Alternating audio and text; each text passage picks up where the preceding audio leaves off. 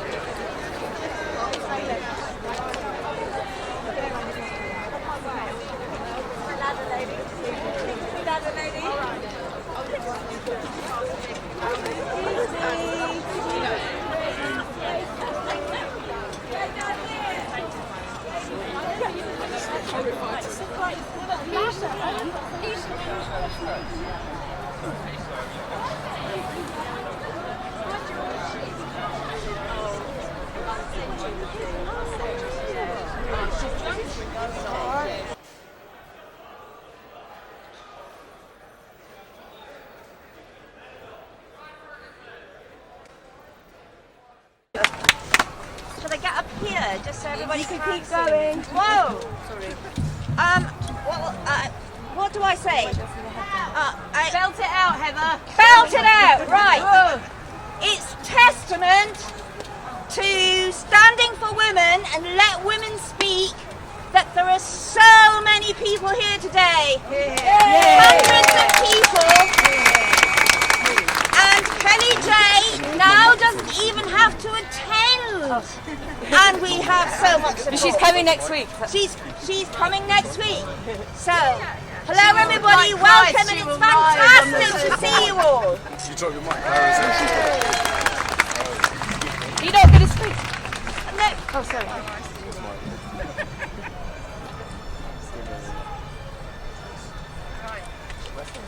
I've just been asked, do I want to speak? I think I've spoken quite a lot. I keep repeating myself. If you want to know what's on my mind at the moment, this very moment today, Yes. it's my absolute disgust with the Labour Party. Also, I have to say, I'm probably going to regret this, I have to say, women in the Labour Party who are not supporting us, who allegedly feminists, it's astonishing to me, absolutely astonishing to me. So I best not say any more than that.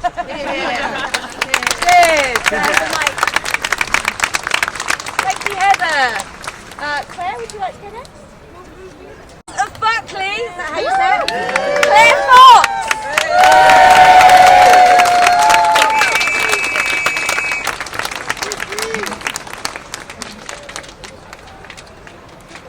I've got a proper speech written on House of Lords paper. Right. It's really good to be here, but it will confirm for many that Baroness Fox of Buckley is a supporter of a far-right cult. Because according to trans ideologues and their progressive allies, the slogan, "Let women speak," or even a dictionary definition of the word woman, or even the demand for free speech at Speaker's Corner, for God's sake. Apparently, these are all fascist aligned slogans. What a monstrous smear. What a load of rubbish. I did enjoy the fact that the narrative got disrupted this week when the Communist Party of Great Britain issued a wholly sensible statement against gender self-ID because it clashes with sex-based rights of women. Good, at last. I've really enjoyed the likes of Owen Jones squirming. Now they're screeching that fascists and Stalinists are all the same. But listen, I'm from the left, albeit the Trotskyist bit of the left, but who bloody cares? Because this issue is far beyond left or right. It's not about left or right. It's about all and everyone who refuses to allow gender to be conflated with the material reality of biological sex, who refuses to be browbeaten into nodding along with an irrational, illiberal, harmful, anti-woman, anti-materialist, anti-science ideology. So I really don't care what any of your politics are. Everyone needs to fight to ensure that the hard fought for gains of women's liberation, of lesbian and gay liberation will not be eradicated by balaclava wearing. I mean, think of our opponents. They want to be eradicated by balaclava wearing foul-mouthed men or respectably suited corporate HR or equality and diversity officers demanding that we shut up and having the nerve to brand us as Nazis. Anti-fascism is a proud tradition. These fake cult crowd besmirch its name. We shouldn't let them. At first, calling us Nazis and bigots was used to smear us and delegitimise us as beyond the pale, not worth engaging with. And it sort of half worked. No one wants to be labelled a bigot. Nobody wants to be cancelled as a Nazi. And if I'm honest, cancel culture can make cowards of all of us. But we toughened up. We carried on in the face of these vile, slanderous insults. But now things have actually got a bit more serious, because labelling us as far right has become a green light to excuse physically attacking us. Billy Bragg at a concert. Hope you hear that, Billy. Billy Bragg at a concert called the Let Women Speak rally in New Zealand the Posey Parker Nazi rally. As popular slogan at women's rights gatherings such as this, we hear shrieked venomously by Bragg's allies, the only good Nazi is a dead Nazi. And they mean us, don't they? It's pretty grim where that leads. It means justifying screaming, vile, sexualised threats and menacing women, young and old. And it means excusing a 70-year-old woman being punched in the face. But that's okay, because after all, we're just Nazi turfs, aren't we?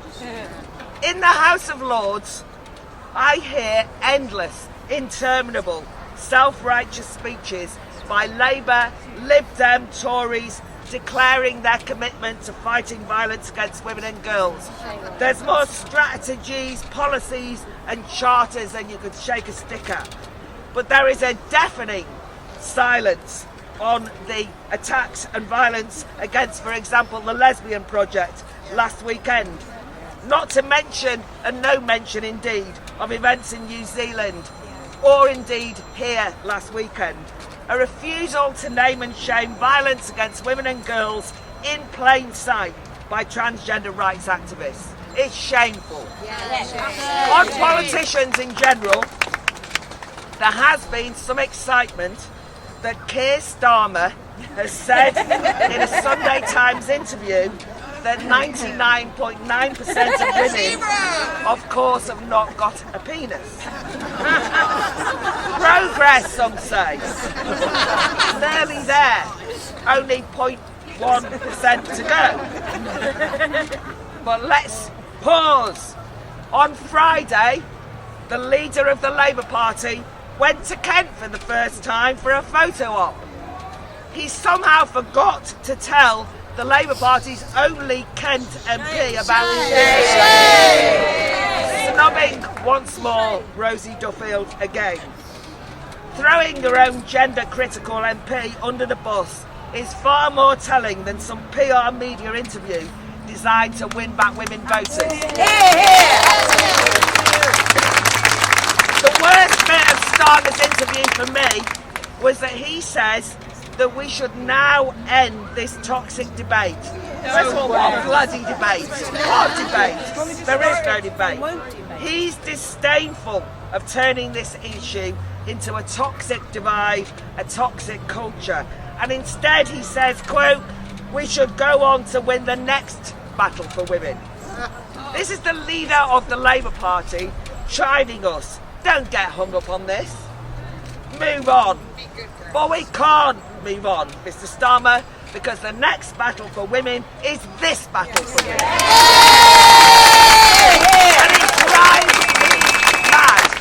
drives me mad whenever any of us raise issues such as Tavistock, schools preaching gender ideology, complaining of male sex offenders in women's prisons, that we're hectored for stirring up the culture wars. It's somehow awful that this issue is so toxic, censorious and vicious. It's not awful. Nope. They are the problem. But my strategy, I've got a strategy for how we can make it less toxic. Keir Starmer, indeed every politician, needs to stop mouthing platitudes, but to join in the battle of ideas on this one. Politicians should proactively champion Rosie Duffield. They should champion J.K. Rowling. They should champion Sharon Davis, Mayor Forstater, Alison Bailey, Julie Bindle, Joan Smith, Heather Brunskill-Evans, Venice Allen, Bevan Kate at the LGB Alliance, and then millions more. There's so many heroines. They need to... No, I'm getting there. I've written this bit. And more importantly, they need to champion Posey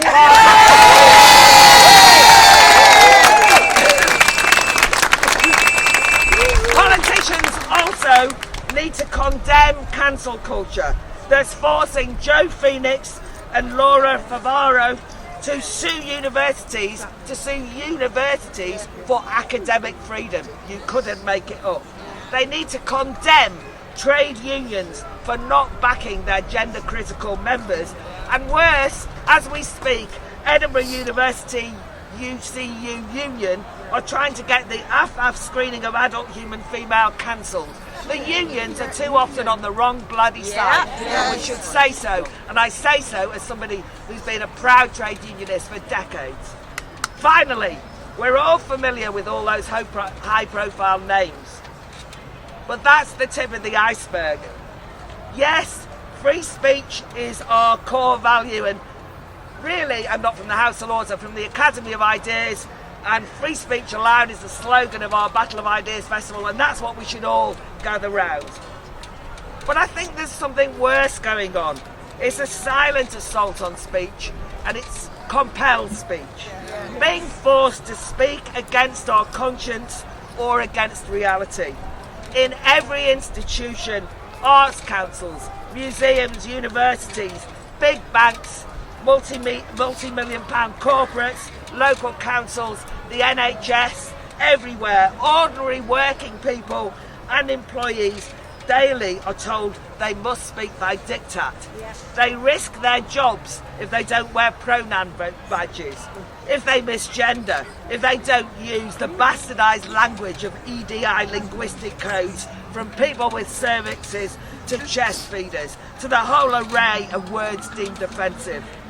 People are being forced and compelled to follow the script or get re-educated, disciplined, shunned, sacked. Those are the silent millions that we must make heard, who we must defend. We must, and absolutely, I insist on this, not move on, but stand firm.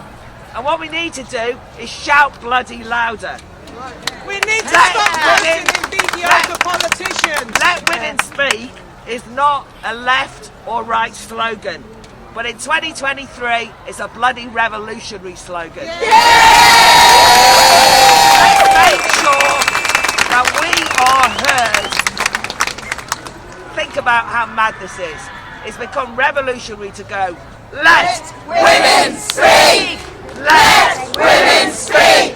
Let women speak! Thank you very much.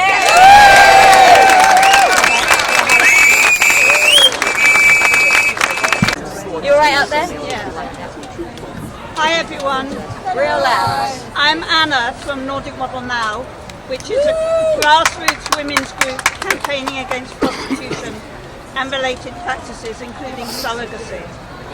Today I want to talk about surrogacy because on Wednesday, just gone, the Law Commission published their recommendations and a draft bill for changing the law in the UK to a commercial-style surrogacy system.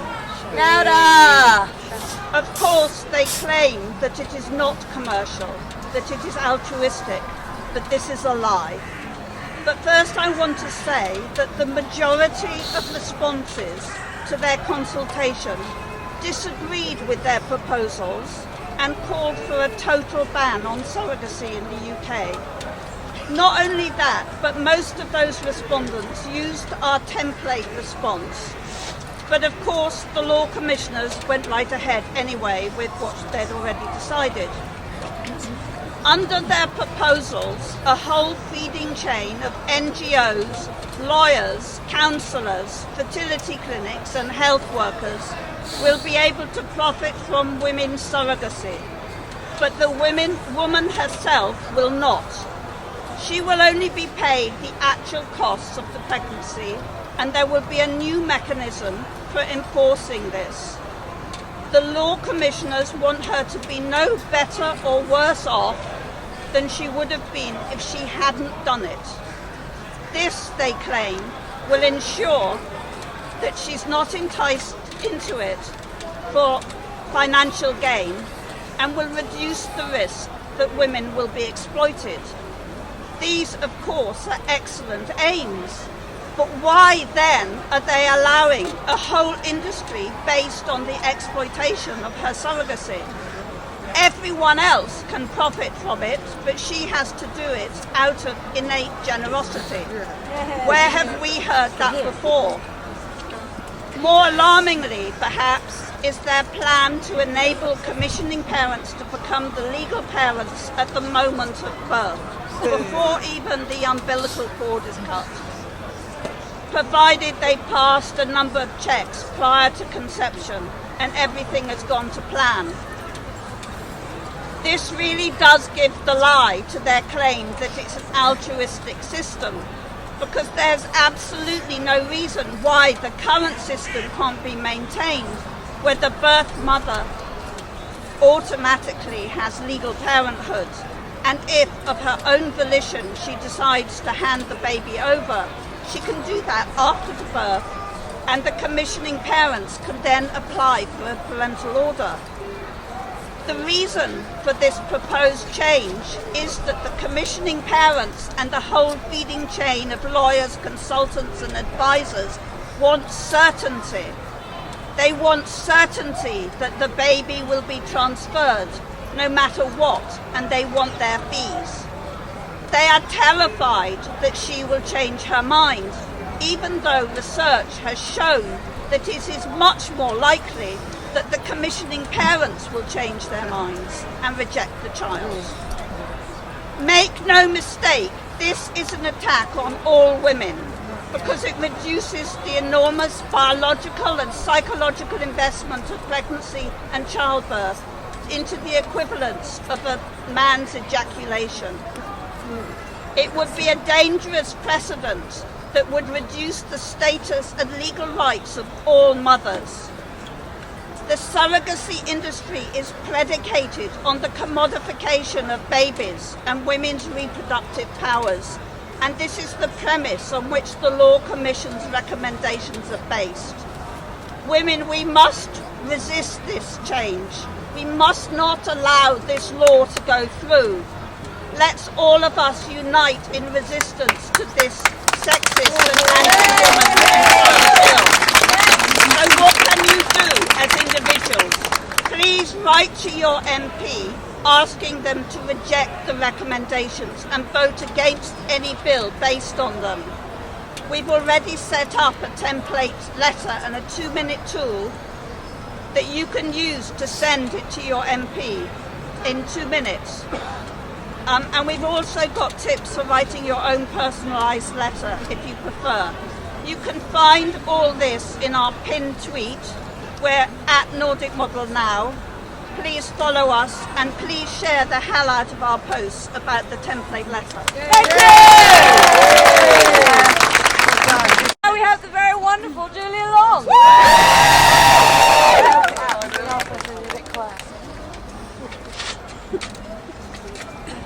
Oh, look at you. Hello, Hyde Park! Hello! Good afternoon! Good morning, good evening, good day or good night, whoever's watching on the live stream, wherever you are. Friends, women, adult human females, all you old-fashioned ones, the ones with vaginas, still very much existing. Male supporters. I won't go into your anatomy, but we all know it's quite different in various ways. Wonderful, wonderful to see everyone. What a fabulous day. I know it's corny, but what can I say? The sun shines on the righteous. Here we are. I'm even a bit disoriented by the fact that I can actually hear myself speak. So I could almost be at a loss for words. But fortunately, I don't think I will be. So, yes, first I wanted to say, obviously, I think someone said before, Kelly J. Keane, all the women involved in standing for women and let women speak, which is now becoming or has become a global movement. We are here for you. We are part of Let Women Speak. We are here to bring our voices loud and clear with that message, Let Women Speak. And it is a testament to all of you, everyone who's been involved, everyone who's worked so hard to make these meetings possible.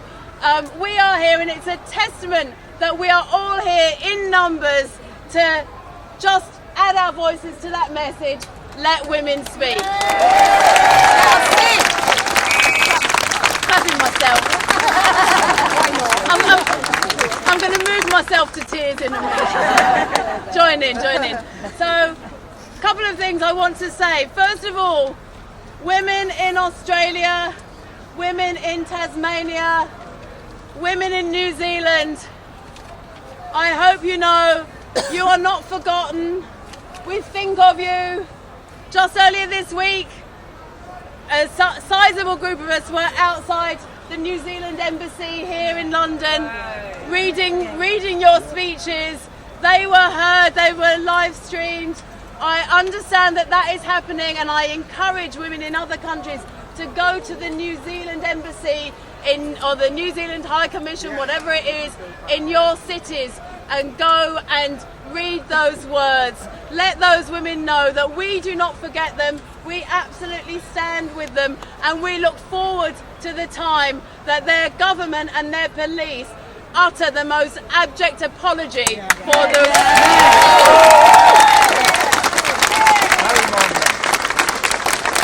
the very, very serious life-endangering peril that they subjected those women to. We all saw what happened. In particular, I understand that the woman who was so horribly, viciously, violently punched several times in the face, I understand just from social media, but this is what I hear, is that they actually broke her orbital, like part of her skull, the eye. So we want to say a special, I don't even know your name, but we send our special love and greetings to you. We hope you're doing well.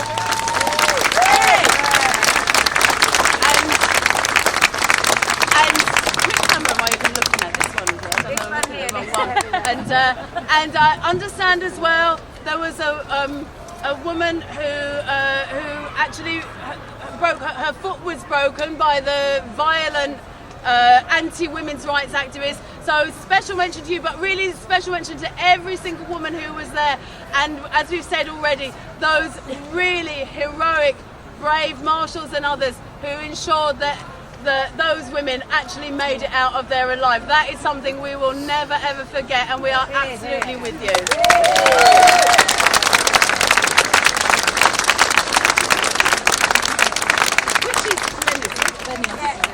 Next to heaven, that one. Oh, sorry, I was looking at the tallest one. Yes. Yeah, okay, all right. I don't know how much of that got missed, but just to say again, love and solidarity to all the women of Australia, Tasmania and New Zealand, and in particular a special greetings and solidarity and love to the woman who was so viciously and punched, that violent man broke her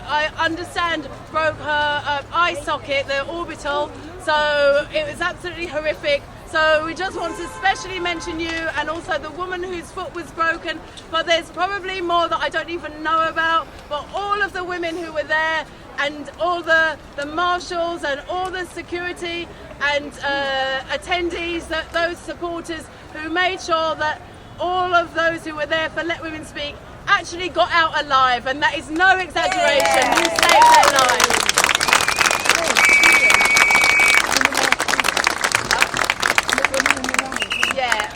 Okay, well let me do this. Okay, so I just also wanted to say something a bit closer to home.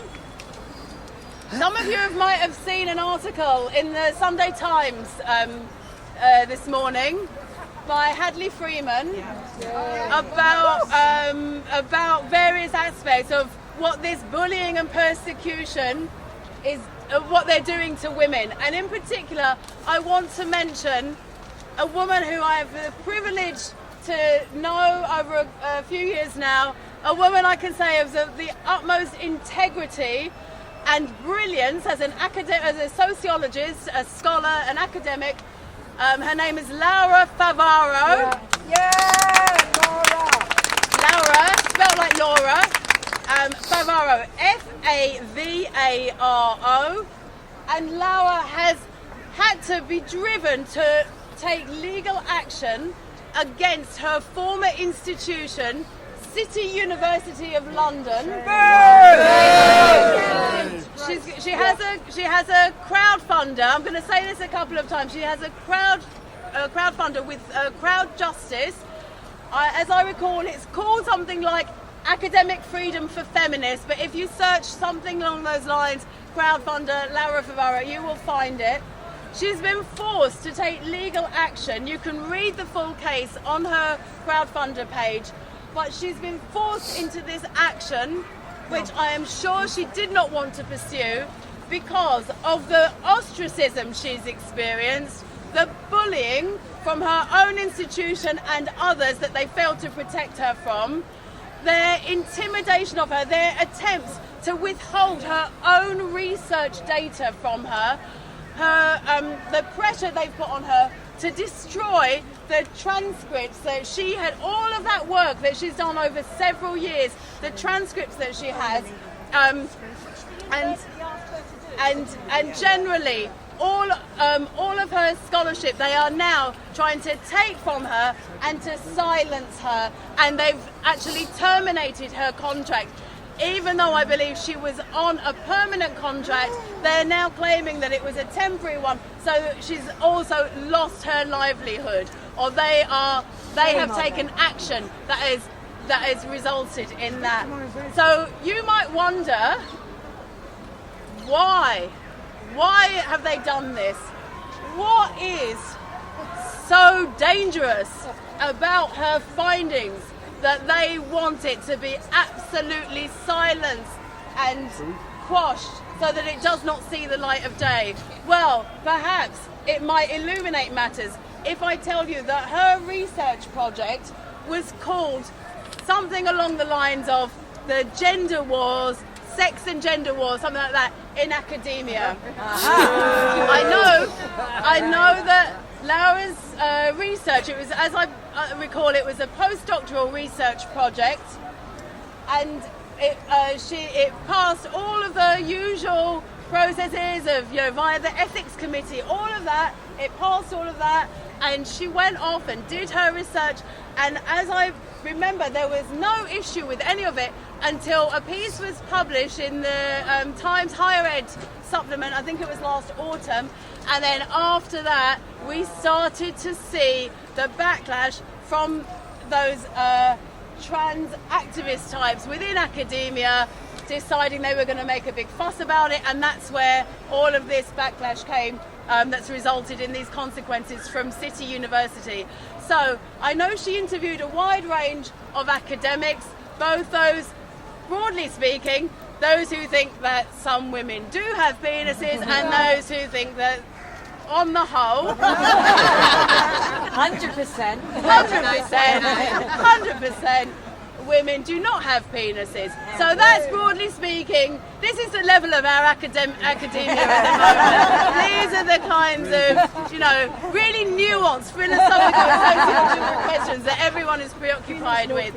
So I wonder, she was interested in looking at, are women who believe, or other individuals as well, men too, who understand that women don't have a penis, are they being silenced within academia? Possibly by any chance. And I think without reading her results, we can see exactly what the answer is to that question. So I know there are a lot of crowdfunders out there, but this one, I really hope that those of us who are in a position to can really get behind. Laura is a young woman. She has a family. She's got responsibilities. She has maintained such a dignity and courage through all of this. She could have just walked away from it, and she has maintained such a dignity and courage and steadfastness, because she knows that if they are successful in silencing her, what does that say to all the students coming through? What does that say to all the other? And she's not at that senior point where of professorship where her position is, secure. That she's done this at a relatively early stage. So Laura, if you're watching, we are absolutely with you. We're all behind you. Viva Laura! Viva Laura!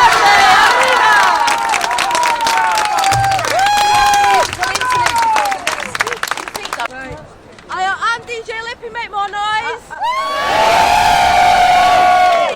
I was expecting a little bit more of an audience with some trans rights activists to turn up today.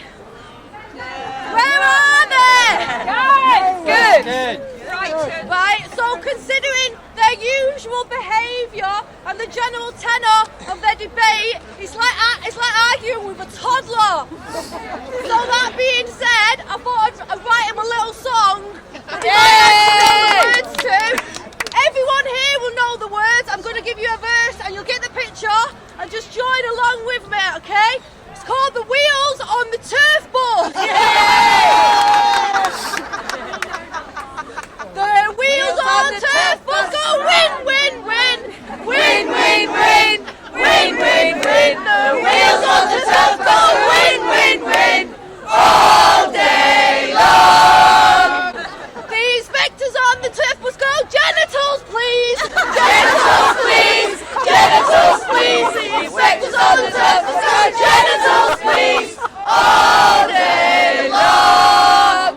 The AGPs on the bus go wah, wah, wah. Wah, wah, wah. Wah, wah, wah. AGPs on the bus go wah, wah, wah. All day long. The turfs on the bus go shh, shh, shh, shh. The turfs on the bus go shh, shh, all day long. Yay! Hello, everybody. Hello. I'm Lila. I'm not much of a speaker, but since we are fighting a lie, I want to tell everybody to stop using the word with C to refer to men. Call them men who pretend to be women. Yes. Call them liars. Yes. Don't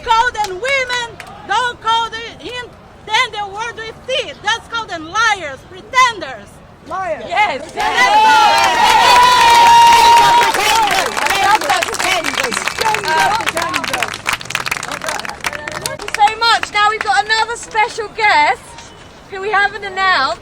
All right. It's from Norway. I think you might know who she is. Lesbian, not criminal. You right there? Yeah. Hello. Everyone, big round of applause!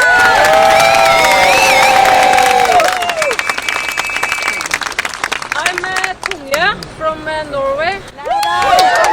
I'm lesbian, not criminal.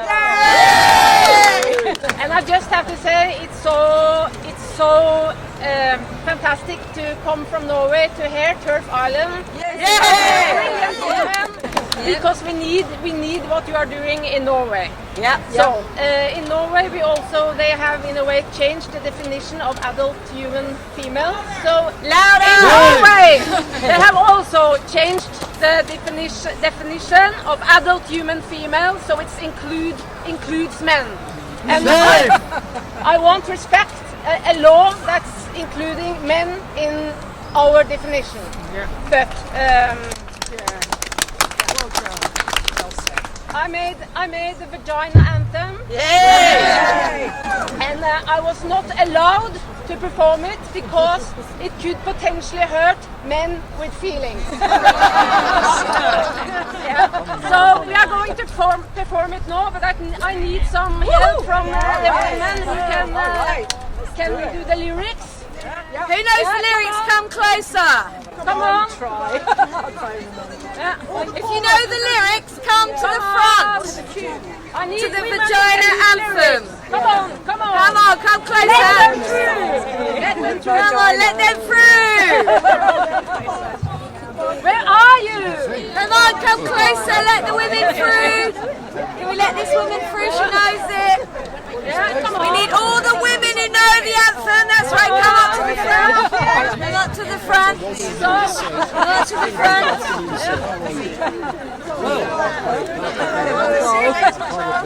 Stand in front. Who knows this? Yeah. Now, where's the little one who can help me with the signs and everything? Mary. Yeah, where's Mary? Mary, where are you? Mary's back there. Mary!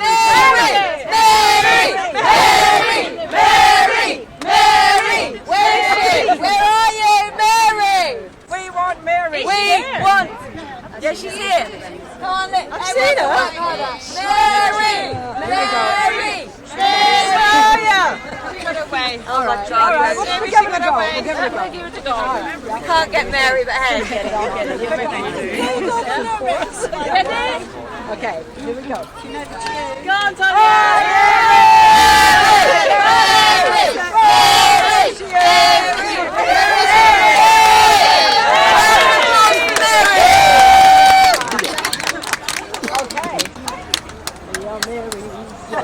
Give us a go with the tune. Just tell us a little. Hum the tune first.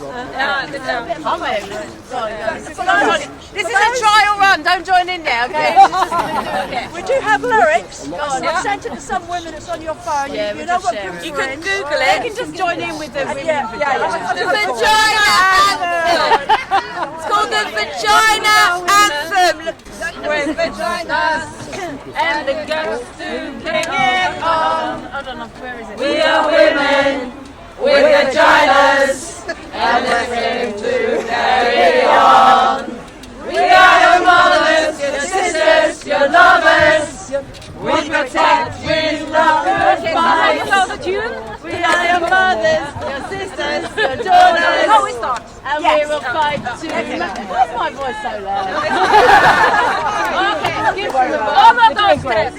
I'm a lazy, stupid bimbo, a movie curvy chick, a tomboy and a shaming makes me sick. I'm a hateful, ugly turf, and a nasty, bossy cunt. I'm a slut, I'm a virgin, I insulted Donald Trump. I'm an angry pussy rival, I'm the one you want to silence. What the fuck is wrong with you? What the fuck is wrong with you? I don't care for your emotions, darling. You're just another dickhead in the soup. Cause we are women with vaginas. We confirm to all you fools.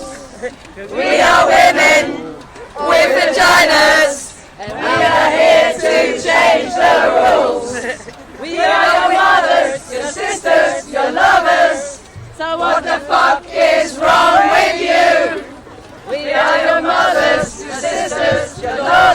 So what the fuck is wrong with you? 'Cause we are heroes with vaginas and the guts to bring it on. We are heroes with vaginas and the strength to carry on. We are your mothers, your sisters, your lovers. We protect, we love and fight. We are your mothers, your sisters, your daughters, and we will fight to make it right. I am smart, I am strong, I have the strength to bring it on. She is smart, she is strong, she has the strength to bring it on. All this shaming, blaming, and shitty mansplaining to silence women. To silence women. Sorry. I have opinions, I speak my mind. You want a silent girl? I'm not that kind. I have a choice. I use my voice. You can't ignore it. 1, 2, 3, 4. 'Cause we are women with vaginas. We give birth to all the fools. We are women with vaginas, and we are here to change the rules. We are your mothers, your sisters, your lovers. What the fuck is wrong with you? We are your mothers, your sisters, your daughters. So what the fuck is wrong with you? 'Cause we are heroes with vaginas and the guts to bring it on. We are heroes with vaginas and the strength to carry on. We are your mothers, your sisters, your lovers. We protect, we love and fight. We are your mothers, your sisters, your daughters, and we will fight to make it right.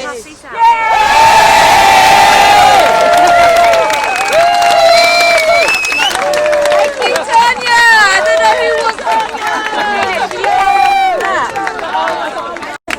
I'm a teacher, and I expect you all to have memorised that poem by Monday. There will be a test. Attention! I want to, yeah, and that. I want to echo everything that Anna from Nordic Model Now said about surrogacy. You might think that we're here to talk about the trans cult, and of course, surrogacy is the new trans. Think about who profits from this cult.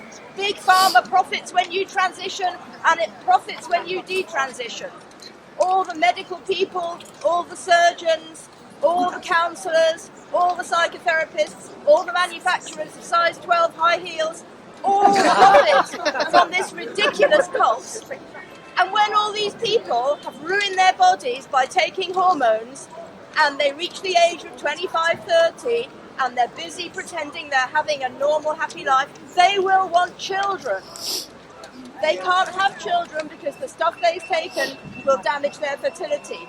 And also they're very busy, special and important people, particularly stunning and brave, so they don't want to take time out to have babies and all that messy stuff. They want a ready-made surrogate. So there's a huge link between the trans cult and the government's surrogacy proposals. Do please go online and fill in the Nordic model template. Also, when the Law Commission did their travesty of a consultation, breaking all their own principles, you can read all about it on the Object site, we did some research of our own to ask women what they thought about surrogacy. And all the wonderful women we talked to came back with no less than 60 reasons why surrogacy is a really bad idea. Most of them concern the welfare of women.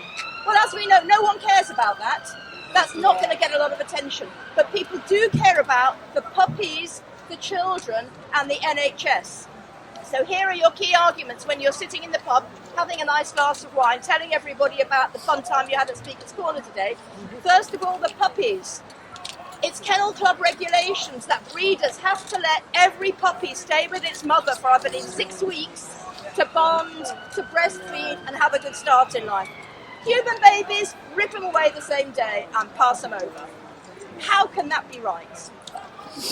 That's the puppies. The children. It's very sad when children have to be adopted. It's usually for nobody's fault, somebody's died, something bad's happened. Those children need a good family. Children cannot consent. They're unborn. They're not even conceived. How can they consent to be surrogated? They are the most vulnerable people in this exchange. They cannot possibly consent. There's likely to be all sorts of psychological issues that children who are surrogated will get. We haven't got enough yet. There's no evidence, even though surrogacy has gone up tenfold in the last 10 years. When are we going to get some proper studies and look at this? So think about the children who cannot consent. And then think about our NHS, which is very dear to us, despite everything that's been done to it in the last 10 years. When all these lovely little clinics are springing up, doing surrogacy transactions and lovely little tests and telling you the sex of your baby before you really want to know it, they will be making a lot of money. And when their little private wards find there's something they cannot cope with, what are they going to do? They're going to send that person down to the nearest NHS hospital and dump it on the maternity ward for the NHS staff to sort out. It will shoot to the top of the pile because it's priority, and all the other women will go down the pile. Now, you will have read, as concerned citizens, about the huge likelihood that black women will die in childbirth, not get pain relief. You will have read about the state of our maternity services. They're not even giving women gas and air for pain relief in some places because you can't open the windows. So you can imagine what that's going to do to the NHS. And finally, the government puts a lot of trust in non-profits. The non-profits are good. They are charities. They only care. Okay, I say to you, Kids Company, Oxfam, Mermaids, Amnesty International, infiltrated by the sex trade, and of course our wonderful best friends, mermaids and Stonewall. I'll make my point. Thank you. Speak louder. My name's Nina, and I'm from the Highlands in Scotland. I live in North Yorkshire, and I've travelled here for the first time with a member of Leeds Resistors. So thanks, Emma, for helping me get here wherever you are, because I'll be able to get here again on my own. I want to talk today about what I want from our government. I want them to repeal the GRA. It's my general understanding that it was created at a time when homophobic laws prevented same-sex marriage. And when sexist laws made men work longer to retire before women. These outdated laws are not in effect anymore. No one needs a certificate with a lie on it to live their life the same as everybody else. Marry who you want, same as everyone else. Dress how you want, same as everyone else. Have whatever surgery you're deemed mentally capable of having, same as everyone else. Use certain facilities and services according to your sex, the same as everyone else. Keep your perverted, depraved kinks to your fucking self.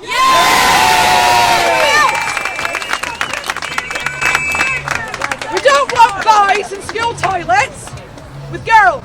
No. We don't want males competing in female sports. No. We don't want men in women's prisons. No. We don't want men in women's refuges. No.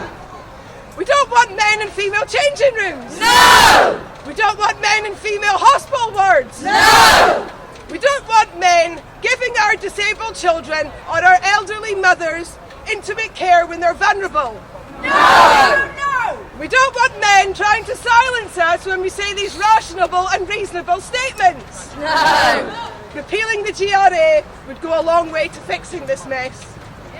I'll never stop saying these things.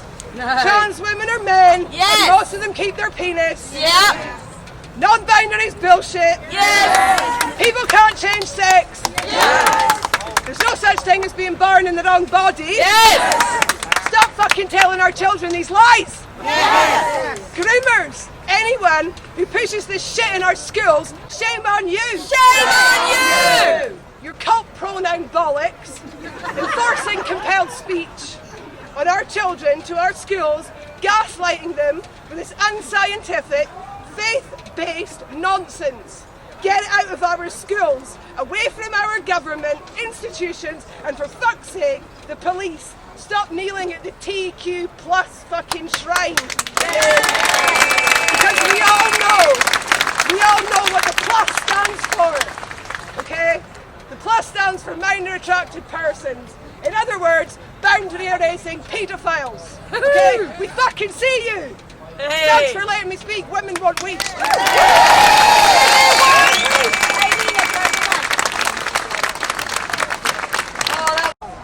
I've come here today from Dorset. This is what they did.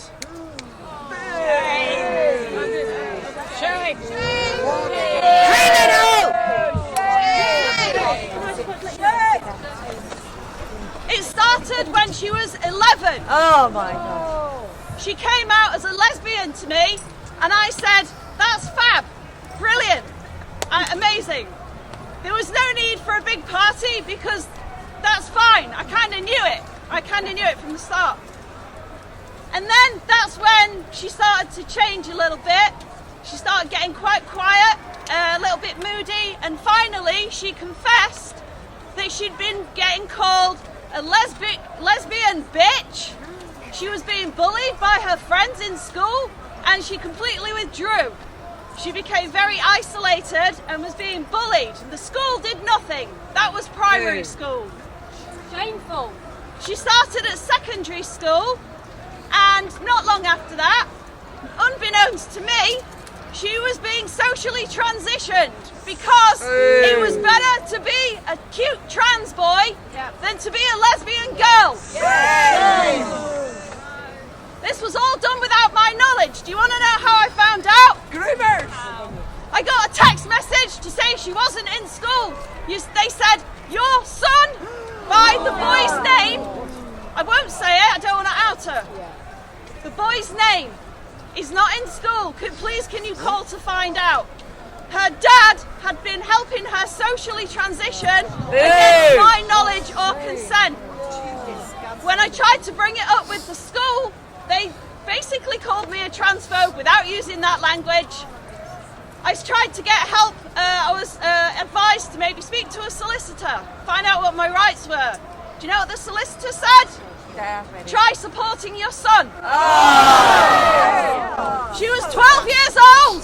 12! She's now 13 years old.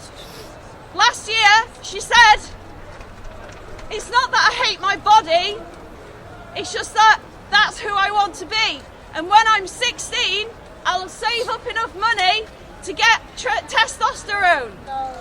And then when I'm 18, I can get my breasts removed. She told me, I'm wearing a chest binder. They're not harmful. I asked her, does she think that taking testosterone is harmful? And she said, no, I've done the research. Yeah, for mermaids. The reason I have absolutely no power anymore is because she's now living with her dad, who accepts her social transition. All this was done behind my back. I wasn't even given a chance to discuss it with her, to ask her what her issues were. So the school have been complicit in transing my daughter. Shame on them. Shame. While she's been at her dad's house, she self-harmed. And this was after she socially transitioned, not before. And when I've asked her about it, she just says because she can't cope. I don't think she can cope because she's being told she's a boy when she's not. She's a lesbian. And this is really hard because I'm so worried about her and I don't know where I can turn. I don't know what to do. I tell her that I love her and the door is always open for her to come back. But she's been convinced by everybody that I'm her enemy. You're not an enemy. You're a mother. It's not your fault. I told her that taking those drugs might be harmful to her. And she said, well, women get very hysterical. She's got so much internalized misogyny. And I'm not there to help her anymore. And it's heartbreaking. That's all I have to say. Thank you.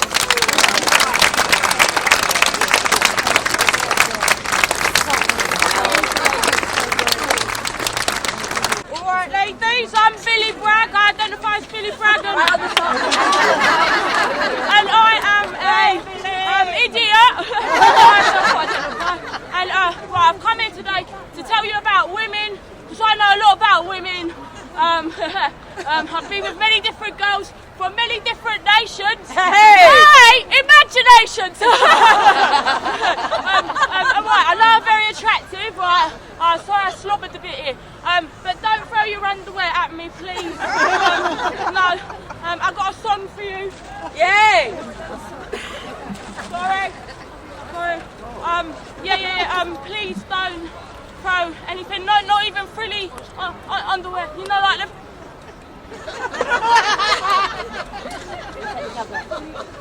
Nothing's happening. It's just a technical difficulty. Sorry. All right. So feminism, right? What are you on about? Feminism's great today because women are freer than ever to grow out their beards and beauty standards. Women have their bits out freely, don't they, these days? You know, they're not ashamed of having small willies. I think I just gave myself gender reassignment surgery. I don't want to change the world. I want women and girls back in the kitchen. Because I can't sing, I'm really shit. I don't want to change the world. I want women and girls back in the kitchen.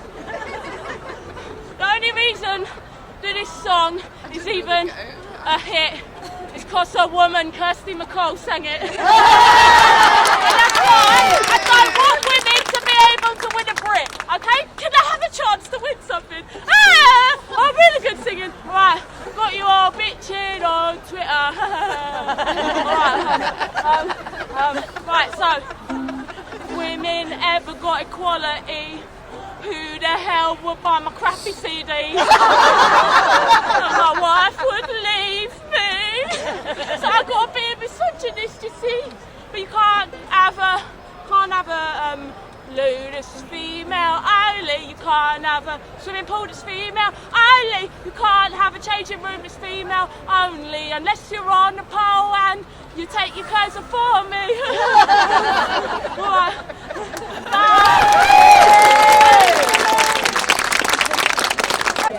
Shout it out. Okay, peoples, can you hear me? Yeah. Right, 88% of those sexually offended against are female.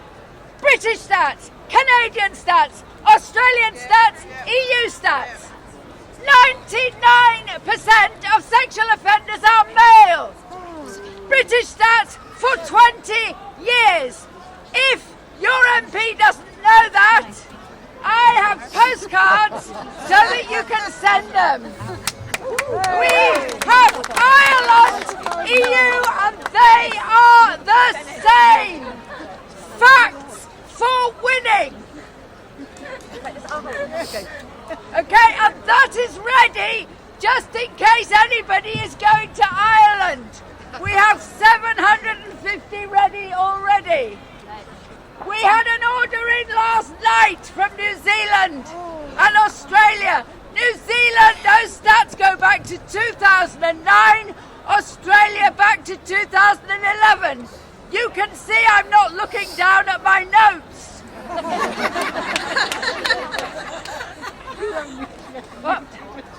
It's the same in Canada and USA. Canada since 2005 and the United States since 2011. Dear old Scotland, who can't be bothered to protect women and girls, can only send me one spreadsheet at a time. Just as well it's me. I ask on the annual comparison date. I got the FOI in yesterday. So if Scottish Government can't be bothered, I bloody well can. Oh, I've got to say bye! Okay, hopefully the phone's going to do it. Hello! Long time attendee, first time speaker. I wanted to talk about primary schools. It's a tale of two schools. It started a couple of years ago. Some of the boys in my daughter's class were embarrassed about having to get changed in front of girls. I spoke to the teacher about it. He did a little poll. It turned out about a third of them were embarrassed puberty because they had to change. They were 8 years old. Puberty starts at 8 for lots of girls. It's not a strange situation. I wrote to the school and I said I'd like them to change separately.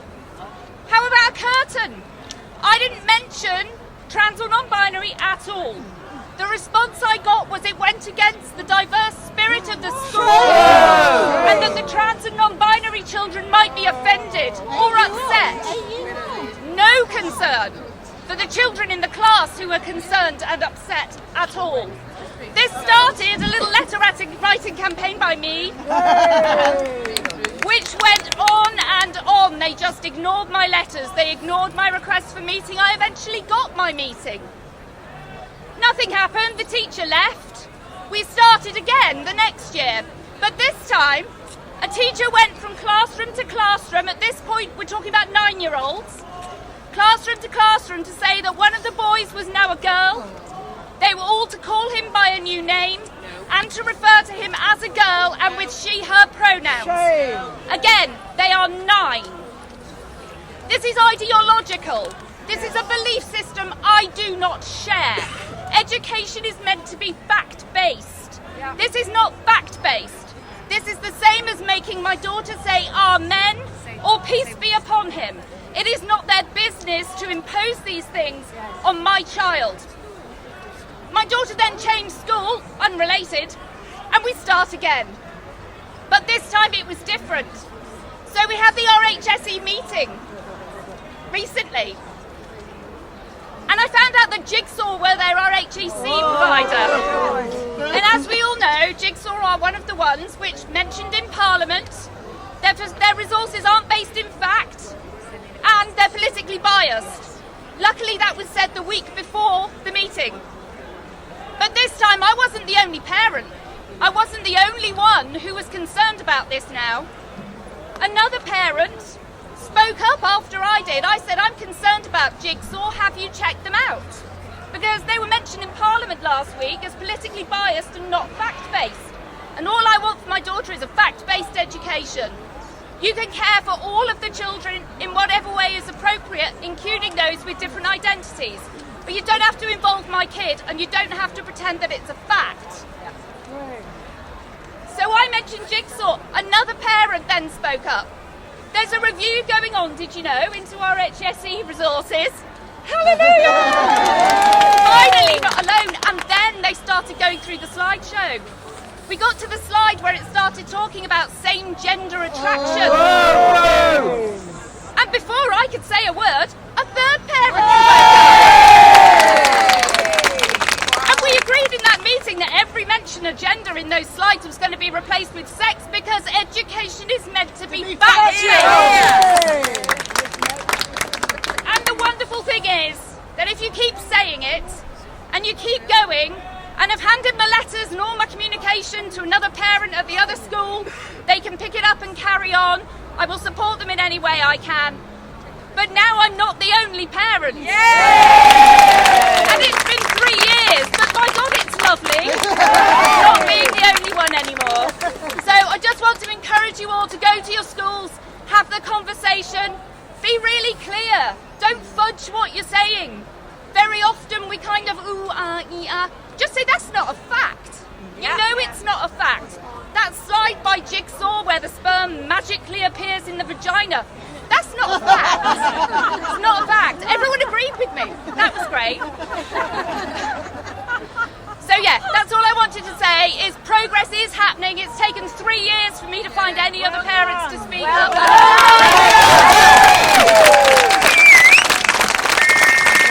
Hi everyone, my name is Sarah Barty. Some of you know me as Lordy. On Twitter, I am painting and drawing 100 detransitioned women and sharing their stories. If you are on Twitter, you can find me. You can put in Metamorphosis 100. The stories, this situation is far more common than anyone can imagine. I'm painting and drawing 100 people. But across the world, there will be thousands of these young women who want to escape womanhood. we have to change what it means to be a woman so they do not feel that they need to escape. We need to tackle male violence and the misogyny. There is an example for you right there. I don't know what's happening. And this is why we don't want men in Australia. I'm sure many of you, when you were teenage girls, just like me, I actually tried on a boy's name in a girls' school. Of course, that didn't go down too well. Many of you here, when you were teenage girls, you felt uncomfortable about your body. I mean, I don't know anyone who loves having a period. I do. Yeah! Okay, how do we share that message? I'm not really sure. We need glittery moon cups. Is that the answer? I don't know. But we need to empower teenage girls to feel like it's effing awesome to be a teenage girl, and to help them find their power so they don't think the power is in trying to become a young man and going down a medical path when I don't think they can really become young men, just an approximation. So I also said I was genderqueer at one point, and I was all in that world, and then my eyes were opened, and now I'm here saying I have a young daughter and I wanted to inspire her, and I thought I can't say, well, I'm not really a woman, but hey, being a woman's great and you should celebrate that. So then I looked at myself and I thought, I'm uncomfortable, but I have to learn to live with that and have to step into my power and feel like, how can I inspire her to think it's fantastic to be a woman? So notes on a postcard, please. So my art series is called Metamorphosis 100. It will be on display at the GenSpect conference in Ireland. Yay! Free cheers for GenSpect. And at Filia, if anyone is making all the way to Glasgow. And I am looking for galleries around the world, especially New Zealand and Canada.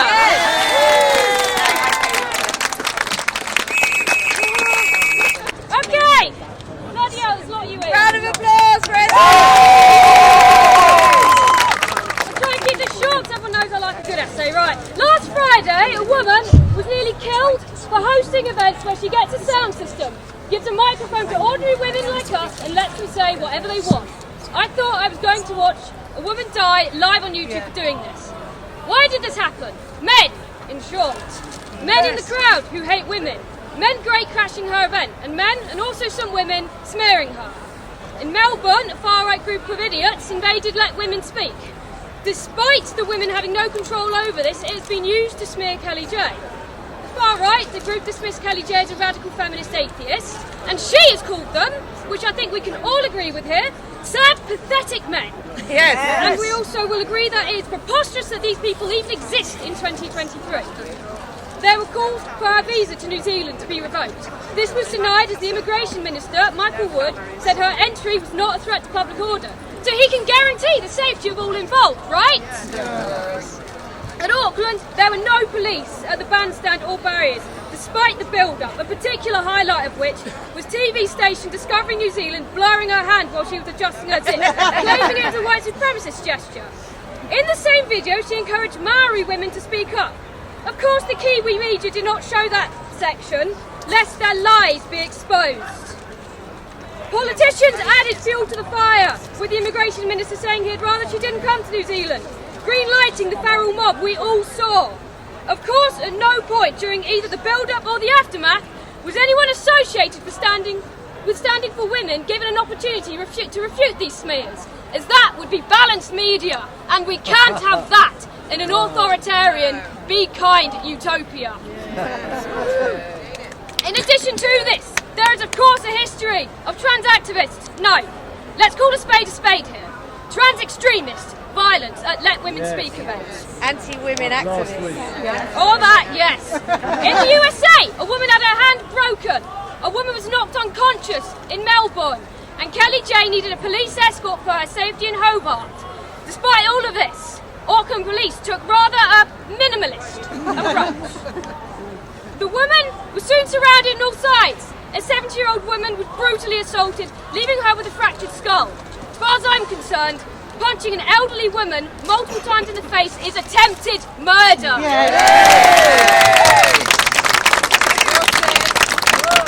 And I think I can speak for everyone in saying our thoughts are with this woman and we hope she recovers well. Kelly J was assaulted by a man pouring tomato soup on her, and it was blindingly obvious the women were not safe from the advancing mob. Surrounded by stewards and security, Kelly J ran a gauntlet in which military men brandishing whips were replaced by screaming, feral, misogynistic men clambering over each other to get Kelly J and force her to the ground beneath their feet. If she had fallen, the police at a nearby road would have been utterly powerless. This was a lynch mob reminiscent of the witch burnings of the 1600s in a progressive nation in the 21st century, encouraged and approved by leftists, so-called progressive, some of whom were in that crowd. Shame on them! Shame! Inside the front cover of a British passport it says, Her Britannic Majesty Secretary of State requests and requires, in the name of Her Majesty, all of those whom it may concern to allow the bearer to pass freely without let or hindrance, and to afford the bearer such assistance and protection as necessary. The government of New Zealand sent a British citizen to a baying mob. The UK Foreign Office should be asking questions. The sole thing more shocking than the events is the lack of condemnation, and some so-called progressives celebrated this orgy of violence against women. Tory Wenau, apologies for the pronunciation, the Mayor of Wellington, wanted the same response to the Wellington event, Shame which on was him. cancelled. Cancelled because women cannot be kept safe if they dare speak about their rights in public. This is in the country with the worst domestic violence rate in the developed world. If only New Zealanders had the same energy for eradicating domestic violence that they do for silencing women. The man who threw a bottle of tomato soup over Kelly said it represented the blood of his people, trans-identified people.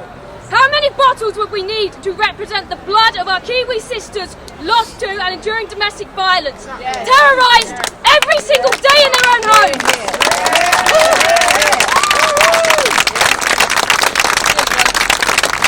New Zealand is a signatory to CEDAW, the Convention on the Elimination of All Forms of Discrimination Against Women. We saw women requiring personal security to speak in public about their human rights. The violent scenes showing a seething, hate-filled mob of violent men breaking through barriers designed to protect women could not be a more apt metaphor for a men's rights movement intent on violating any and all boundaries of women and girls. Last paragraph. This is not a civil rights movement. It is an authoritarian, misogynistic movement. These black civil rights activists, or gay and lesbian activists, or any other civil rights activist you can name, call for their opponents to suffer a painful death. Trans extremists are above the law, celebrated when they assault women. They often hold signs inciting violence. Kill J.K. Rowling. Decapitate TERFs. TERFs go here. The last sign was a cardboard guillotine. I don't recall that behaviour from any civil rights movements of the past. It's time we called out this terrorism for what it is. It is not a civil rights movement, but pure, triple distilled misogyny.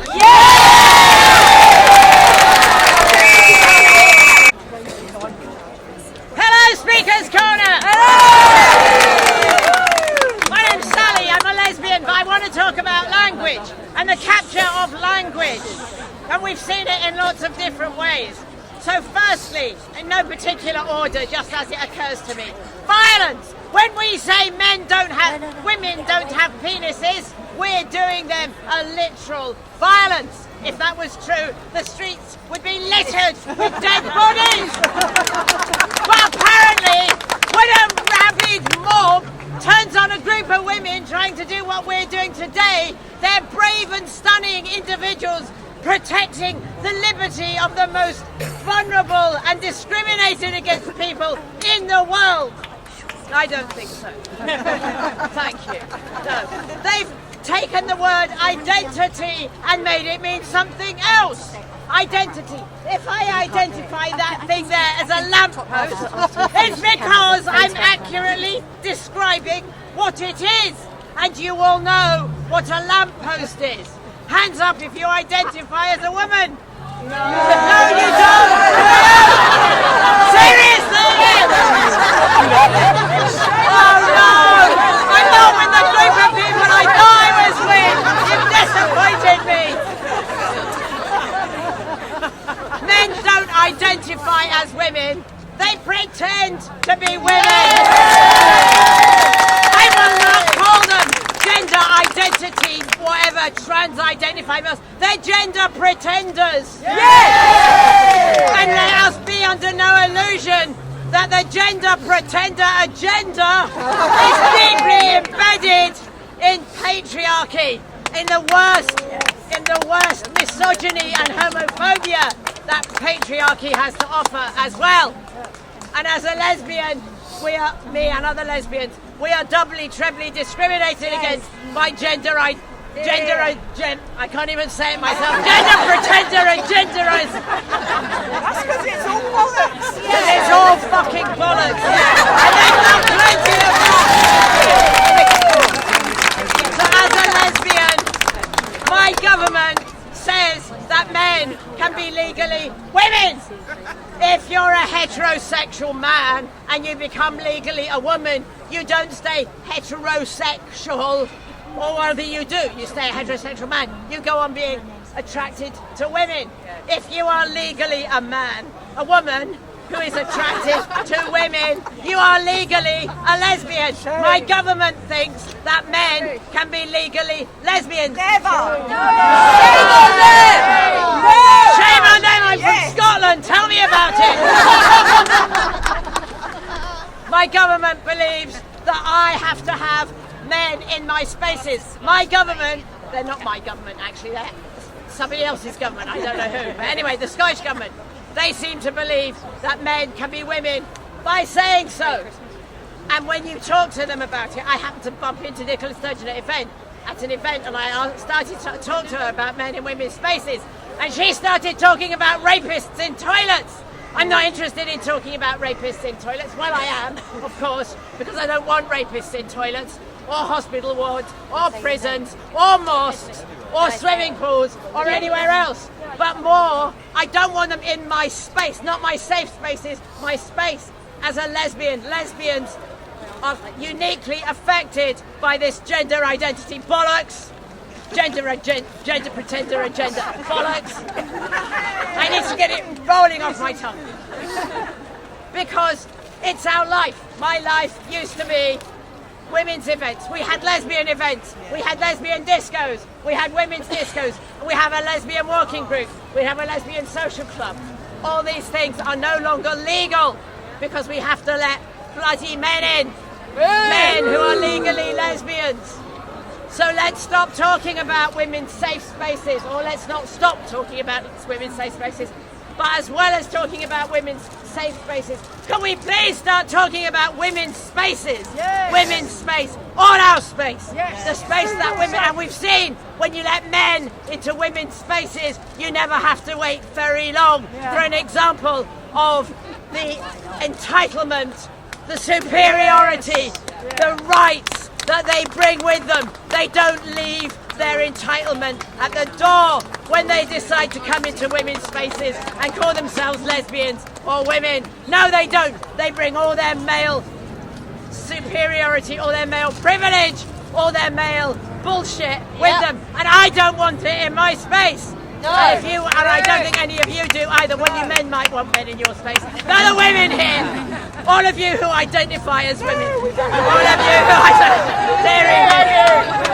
I did not expect that. Anyway, thank you. Thank you. Very powerful. Thank you. Now we've got one of our women who's been speaking and joining us and organising for years, and we love her. It's Fatina. Hi everyone. I thought, all right, hold around. Oh right, yeah, nice. Oh wow! So good to be here, and thank you for everyone coming today to support women's right to speak. I thought the last speech was brilliant because I'm going to speak about what I'm going to speak about is related. Okay. What I'm going to speak about is related. So, I did want to speak about a few things. The international capture of national human rights institutions, in particular Australia and New Zealand. Another time, sorry. The other thing I wanted to speak about is the statement at the UN made by Argentina and 28 other countries claiming that sex self-ID is some kind of international human rights standard. That is absolute rubbish. And I will explain more. The other thing is UN CEDAW, other UN treaty bodies and other human rights mechanisms another time. Today, I would like to speak about something related to you. Have you heard of ESG? Environmental, social, governance, investing policies. So, BlackRock, you can Google them. They're the biggest asset management company around, sorry. They've got assets worth, 10 trillion, 20 trillion? What does it matter when you get to that level? They own everyone. So, Larry Fink, the founder and CEO, in 2018, he launched the ESG scoreboard. So they want to make you go along with whatever they believe. And of course, they believe in this biology denialism and everything else. They don't believe in truth. In the USA, gratefully, there has been conversation and a pushback against ESG policies. So why I wanted to mention that is, I think that's something we should really talk about here. Now, after 1 year after, Larry Fink, his trustee of the World Economic Forum, all comes together. What did they launch in 2019? It's called the Partnership for Global LGBTI, now Q+ Equality. And guess who's on that list? Your workplace. All the private companies have signed up to it. And what they've said is they will pressure governments to change things. So they have signed up to this nonsense. And it is shocking when you go and look at the list. I promise your company's on that. And what they have done is recently, a couple of years ago, they were trying to coerce the government of Japan, all these major corporations, to change their laws to include gender identity. So I don't want to take up more time. I'll try to come back with some more details. But please look up ESG and the Partnership for Global Equality, PGLE. Thank you.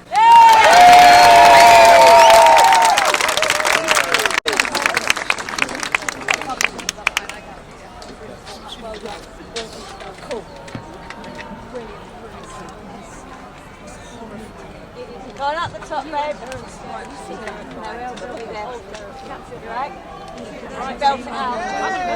Hi, my name's Jill. Can you hear me? Yes!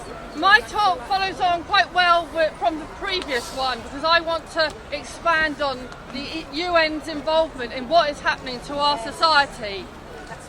My speech is focused on the wider agenda and how our rights are impacted even more than they're impacted by just trans ideology. Transgenderism, net zero, CBDCs, zero trust are all part of the same agenda to control and enslave us. We are moving into a zero trust world that has been introduced without our consent. It is a system of top-down control, and it will control the people, the children, us women. This system is not to improve our rights and freedoms. It is about destroying our rights and freedoms. A zero-trust world is where artificial intelligence and biometrics are used to control data and access to control us. It will begin with digital ID, where all your data will be held in one place, and this is coming in December. This will be followed by CBDCs, central bank digital currencies, which will be able to track, control and block all transactions. You will be prevented from buying stuff which will be controlled using carbon credits, You will not be able to save benefits. There will be no protest strategies like non-payment of fines, an example of which we successfully beat the poll tax with, because these fines will be automatically debited from your CBDC account. You will not be able to access your bank account, visit hospitals without your digital ID and face recognition. Data will be harvested from every transaction and will be sold to stakeholders using blockchain technology. The currency will be CBDCs. AI technology will be used to monitor us, restrict our movement and turn us into commodities. We will become commodities controlled by 17 so-called sustainable goals set out by the UN Agenda 2030. We will be governed by a system similar to the Chinese social credit system. You will be stopped from doing things or saying things if your score isn't right. Exactly. This is much more serious than the social media bans that prevented debates like this. Carbon credits will be used to keep you in your smart cities. Lockdowns were used to test if the people will tolerate totalitarian restrictions. ULEZ, LTNs, CAD, 15-minute cities are the start of the implementation of smart cities. If you think 15-minute cities are a wonderful utopia where people will be able to walk to access all their amenities, it might be worth asking why they are starting with cameras and fines instead of parks and The green agenda is not about saving the planet. It's a Trojan horse to introduce a technocratic agenda. There will be no flying, there will be no cars, no wood burners, no gas, no meat. Green people love the idea of net zero, but if they really understood the implications of the real agenda, they would think again. CO2 is the gas of life. It makes plants grow. Net zero is zero us, zero you. CO2 is not a pollutant. We are being lied to about climate data. If you're interested in exploring this more, please look up Sandy Adams and Sonia Poulton. This is not a world I want for my children or grandchildren. Green policies are not green, they are not democratic. Just as we've been able to see through the trans agenda, we must see through the green agenda and the net zero lie.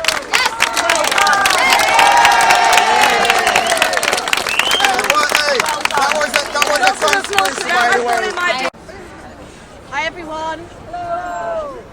We all know that the policy capture of gender ideology in all of our institutions, in our health service, in our kids' schools, in our workplaces, in our public spaces, and we're all here today to say enough is enough. I saw those pictures, the footage from New Zealand, and I was so shocked at the level of violence being directed at those women. We've all seen it on social media. We've all seen women get persecuted for saying the truth, that a woman is an adult human female and human beings can't change sex. We are all sick of our children being indoctrinated in schools. So, every one of us somehow needs to start making little steps to stop this madness. So, this is also happening in our workplaces.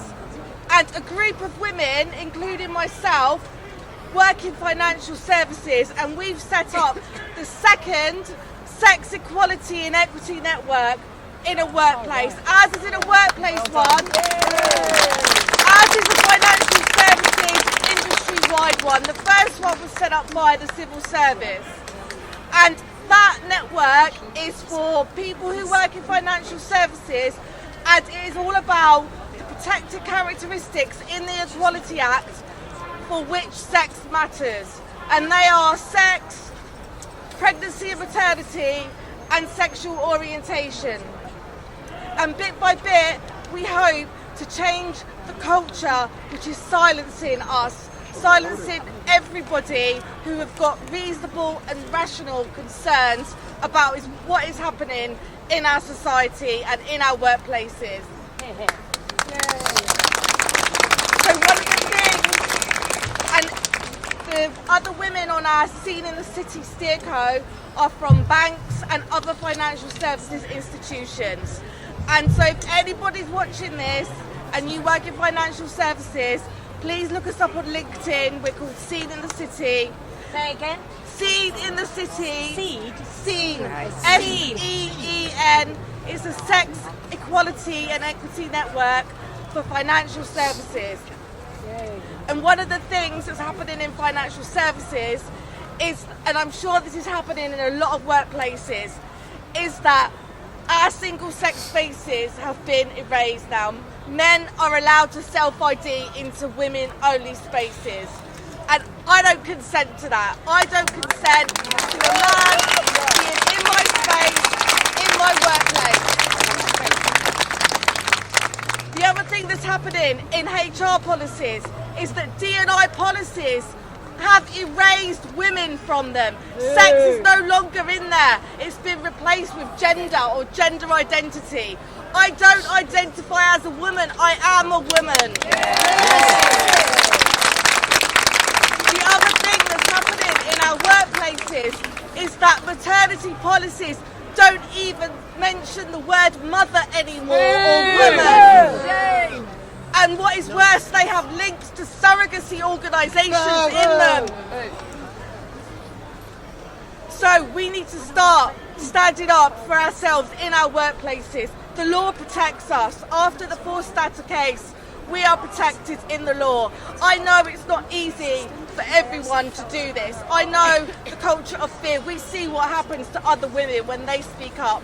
But every time I see a woman getting persecuted, it makes me even more angry and even more determined. Against this tyranny and this authoritarianism.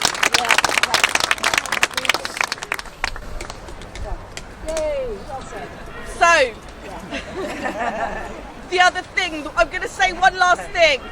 If you work in an industry where you're fed up with this stuff too, then set up your own scene. We're doing it for financial services, the civil service are doing it, we've got templates.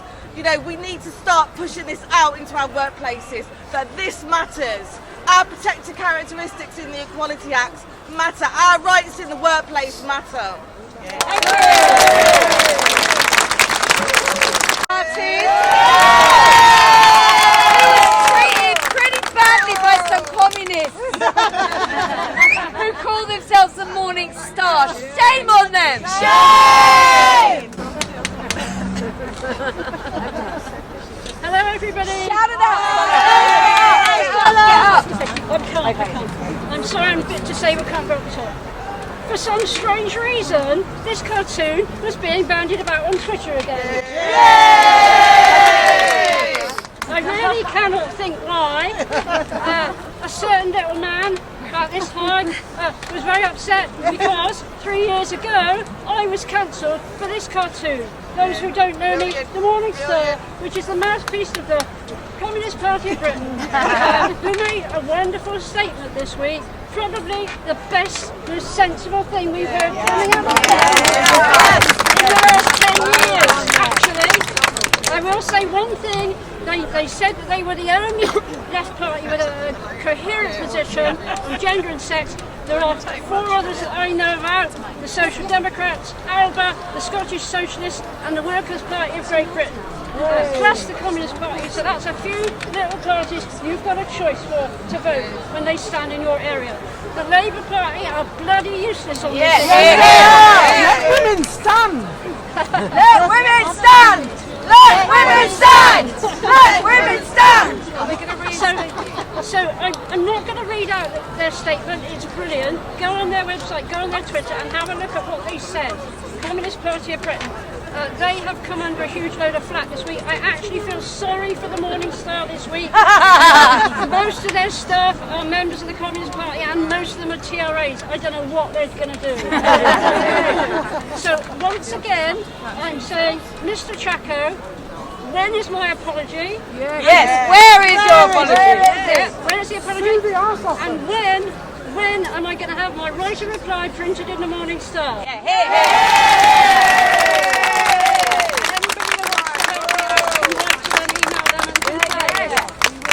We stand for you, Stella. Your pal to shut up. Tell your pal to shut up. Shout it out. The game show recently called Traitors, and it involved completing tasks. The traitors were selected secretly to subvert the group and take all the winnings. The rest of the group were left to work it out before the end. I wondered how long that game would have lasted if they hadn't known there were traitors among them. So when we look at what's been happening, it's reasonable to ask, how did we get here? When did teachers become a flash mob of child abuse facilitators, like a school of disorientated dolphins beached and floundering? How did they lose their compass on reality? Is it all coming from the left, or is that a fallacy to disorientate us from seeing clearly as well? Teachers teach what they are told, so who is telling them what to teach? Who is training them? Who's training the trainers? Who's training your local education authority or your Minister for Education? Who's training the police? What they think is okay. Who is training the police that they think it's okay to harass a woman in her own home with accusations of being untoward about paedophiles or with loose, unsubstantiated claims? There is an organisation that you've probably never heard of that since 1988 has been training what it calls future leaders and boasting about how it changes people. It's been at the heart of education and universities, at the heart of the Labour government, the Conservative government. It's been training future leaders in media and journalism, social services, the military leaders, charities, unions, NGOs, the church. It's been training future leaders all for 30 years. So is the training any good? Well, no. If you look at the mess we're in, we might say no. But if the purpose is to change people, to change their thinking and behaviour, create chaos and collapse, to install a new way of thinking, then perhaps it's worked very well. The organisation is called Common Purpose. What if there were no political parties, just leaders with a common purpose? Its founder, we are told, is a woman named Julia Middleton, and it's fair to say she's had considerable help from some exceedingly influential players when you appreciate the immense reach of Common Purpose and its semi-secretive nature. Semi-secretive because their meetings are held under Chatham House rules, which means you can use information from that meeting, but neither the identity nor affiliation of the speakers nor any other participants may be revealed. Julia's also founder of Women Emerging. What kind of women? In March 2021, she gave an online talk for International Women's Day to an NGO called Social Good UK on how to achieve a gender equal world. Social Good are members of the UN Foundation, and Common Purpose has links to the UN too. It's all linking up. If you go to the Common Purpose website or Twitter page, you will find the most marvellous egalitarian organisation doing fun and fabulous things around the world. Julia wrote a book about Common Purpose, and in the interest of time, I'm going to cut to the chase. Her book is called Beyond Authority. It's about changing people's thinking so they are able to act beyond authority, beyond their usual boundaries. It's about blurring boundaries, the boundaries of responsibility and accountability, public and private, people, professionals. It's about reframing thinking. It's about breaking down silos and silo thinking. If you've done a course that mentions silos, you've met Common Purpose thinking. Do you know what the family is? It's a silo. It's an old silo that needs to be broken. In fact, all the silos around children need to be broken down, and the silo thinking that holds them in place. A blurring of boundaries where people act beyond authority. We know what the silos around children are for. They're for protection. Yes! They are strong and inflexible, and they are black and white for a reason. Because when you blur the boundaries around children to 50 shades of grey, children become vulnerable. And not only children, the elderly, the less able, those in care, everyone in hospital is vulnerable when boundaries are blurred. And when respect for the vulnerable is lost, it presents an opportunity for predators to enjoy a feeding frenzy. And I would suggest this organisation is fueling the circumstances for such opportunities. Example, Rotherham rape gangs. David Compton, a common purpose leader having completed the Matrix course in 1995, was Chief Constable of South Yorkshire Police. Robert Dyson, also a common purpose leader having done the Matrix course in 2000, was temporary Chief Constable prior to David Compton, an independent chair of Barnsley Safeguarding Children's Board. The jail report stated the police gave no priority to child sexual exploitation, regarding many victims with contempt. Girls as young as 11 raped by multiple predators. Were the police having trouble seeing them as children? Had their minds been reframed, perhaps to see these children not as victims but as protagonists who brought it on themselves and deserved it? Mahrouf Hussain, disgraced member of Rotherham Council, was accused of stifling the conversation because of racism as people asked legitimate questions. Was he blurring the boundaries? A recent review of the Rotherham case by Charlie Peters revealed Hussain is now a senior diversity and inclusion role with the NHS, but he failed to reveal that Hussain had been part of the Common Purpose programme and the next generation of leaders in local government, along with Joyce Thacker. And Common Purpose leader Sonia Sharp was director of Rotherham Children's Services prior to Joyce Thacker. And it's interesting to note that Sonia was apparently headhunted for a job in Australia and took a lead role in young people's services there in the state of Victoria. I've got more on it, but time is up. Firstly, a message to the police. Given the fact that you last week served as agents of these morons trying to prevent women speaking, and you are now here on a Sunday afternoon in large numbers getting overtime payments, I suggest that all of you who have a conscience donate that extra overtime that you received today to these women's cause. Second point. Having spoken at Speaker's Corner since 1985, I can tell you this. This is one of the greatest events I've witnessed at Speaker's Corner. Because for the first time, large numbers of women have come up and spoken.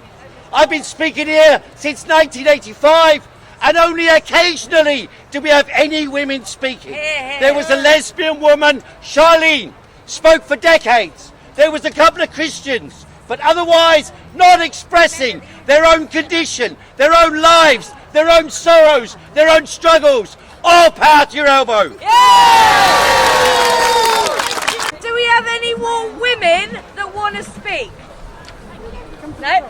Okay, do we have any men that would like to speak? Hey mate, it's your chance. Do you want to come and speak?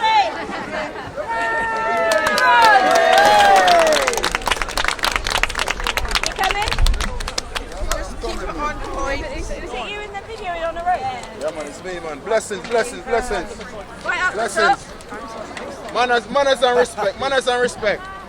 No manners and respect. Alright. Run out just in Some of you might not know who I am, and some of you might know who I am. Some of you that been fighting with me fighting alongside me for the last 3 years. And this is why I don't like the police, because they've been attacking us, you know what I mean, for the last 3 years. So I know what this means, because one of the ladies explained to me about let women speak. The reason why I got involved when this lady was speaking, I was trying to expand on what she was saying. I wasn't going to speak for long, right? When Sarah Everard, you remember Sarah Everard, the lady, the girl that died? When Sarah Everard died, murdered, yeah. Thanks for correcting me. A lot of people use Sarah Everard as an excuse. Sarah Everard used to come to the protest, the anti-vaccine protest. You understand? And then a lot of people was using her as an excuse. And that's the first time I heard let women speak. Because I wanted to understand what let women speak means. If it's against men, then I'm not with that. Because watch out. you understand what I'm saying to you? Because for me, I've been defending women, children, and everybody for the last 3 years. I've been arrested 7 times. I think Pierce Corbyn is probably the man who's been arrested more than I am. Pierce Corbyn. So you got real people here who's ready to defend their family. You understand what I'm saying to you? Not every man is against women and stuff like that. I'm always here for the children first. Always here for the children first. I've been going to the schools. No, you don't need to applaud me. Just hear me out. I appreciate it, but just hear me out because this is important. I've been going to the schools for the last 2+ years to stop these children from taking these vaccines. Now, I need you guys to understand something. You see the same agenda that they're putting with these trans people to take over women's rights? It's the same people doing this vaccine and this nonsense with the central bank and digital currency. That's the lady was talking about. Even if you take the vaccine and you want to wear a mask, understand something, we are on the same side. The only peoples the peoples have is the peoples themselves. We only have ourselves. I don't vote, I never will vote. We only have ourselves. The judges, the police, them police you see right there, they work for the state. The soldiers, they work for the state. We only have ourselves. You understand what I'm saying to you? I came here because I was invited to come here today. I didn't know something was going on. A random lady messaged me like 2 days ago and said, are you the guy that was at Honor Oak standing up for us and blah, blah, blah? And I said, yes. And she said, well, Antifa might be there and they're going to come. And last time, they were, you know, a lot of the women feel threatened. I said, you know what? I'm busy today. I'm coming anyway. So I come here I come here already on edge because when I hear about Antifa and they come to attack women and children, they're gonna have to kill us. Pierce, you know what I'm talking about. The people who's been on the street with us for the last 3 years, you know what I'm talking about. We've been fighting this fight just to bring this message to the people's eyes and realize something, right? One last thing I'm going to say again. The only peoples the peoples have is the peoples themselves. Please remember that, okay? Much love and respect. Go on, Piers. Piers, go on. And where the lady there? Where the lady there? I'm inviting you. Hey, lady. What lady? That lady, I apologize for shouting over you. Sorry, sister. Love, yeah? Give us the mic back. You want me to speak? Yes. All right. Fantastic to be here. I mean, this is a momentous event. It really is. It really is. And I want to thank everybody who's here, men and women. And I've learned something today. The words gender, pretender, agenda. Break it. And some time ago, I remember Speaker's Corner. Some people said, all this trans stuff, don't worry about it. Don't worry about it. And some of us said, no, it's dangerous. And now we can see how dangerous it is. The gender pretender agenda is an attack on all human rights. And it is the core, along with the climate change nonsense, it is the core machine ideology whereby they want to implement the new world tyranny. And it is now crystal clear. And just looking at things that happened today, what we've heard about, better understanding of what's happening in higher education. In higher education, academic freedom is under complete attack, and what we have now is higher education giving us degrees in stupidity. That is what is awarded in modern education. And how they do this and why they do this is because they've got to get away from evidence-based science, evidence-based arguments in order to impose tyranny and fake science. That is happening now under your noses. And remember what happened in Germany before the war, what happened under Stalin. They put forward fake science, the Aryan race, etc. They had to control the narrative and therefore they had to destroy democracy to impose fake science. That is happening now in front of us. And it is only us in the movement who are fighting back. the political parties in Parliament are all treacherous liars implementing World Economic Forum policy. Even your brother. Yes. Even my brother goes along with the nonsense of man-made climate change and the vaccine. We know all these things were sent to destroy us. And I'm especially glad that people have spoken up about the climate con, because the climate con is the ideological basis of all their rules on the CBDC, carbon credits and everything. And we have to destroy the climate con. I did have a graph to show you, which, can you pass that blue bag? It's heavy. It only takes a minute. Do that later. It's very quick. Yeah, all right. Maybe we do it later. My cuckoo's going to be next, is he? All right. Just take a second. No, later. Do it in the pub. No, they're here. I've got it here. Look. Oh. Hello. Just to show you, all these so-called measures to reduce CO2 have done completely nothing. You're going off topic, That is the Piers. graph, You're all right. going off topic. And whatever they say, it's nonsense. So later on we'll talk about that elsewhere, and I want to say all power to let women speak. Thank you very much.